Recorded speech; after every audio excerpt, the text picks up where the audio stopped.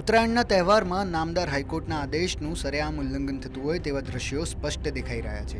શહેરના શાહપુર વિસ્તારમાં કોઈ પણ પ્રકારની રોકટોક વગર કાચ પાયેલી દોરીનું વેચાણ થઈ રહ્યું છે. દોરી ઘસનાર વ્યક્તિ કેમેરા જોઈ હળાહળ ખોટું બોલવા લાગ્યા. રિપોર્ટરના પૂછવા પર તેમણે જણાવ્યું કે દોરી રંગવામાં કાચને બદલે દિવાલની પુટ્ટી નાખવામાં આવે છે, જ્યારે ગ્રાહકનું કહેવું છે કે વેપારીએ કાચ પાયેલી દોરી ઘસી આપવાનું કહ્યું છે.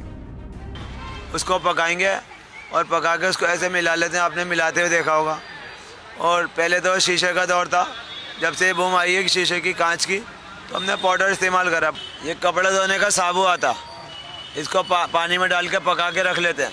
ये साबु है. ये कनकी आती है, बारीक कनकी, जूनी कनकी आती है, उसको ऐसे खिचड़ी की तरह बना लेंगे. फिर थोड़ा सा कलर मिलाएंगे इसमें, थोड़ा ये पाउडर होता है,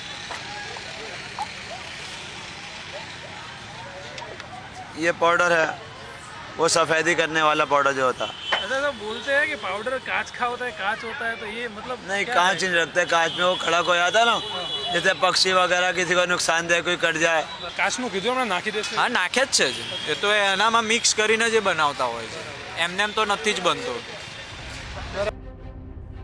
અહીં સવાલ એ થાય છે કે તહેવાર ટાણે નામદાર હાઈકોર્ટના આદેશનું સરેઆમ ઉલ્લંઘન કરવું કેટલું યોગ્ય. Mihir Solanki, news capital, Ahmedabad.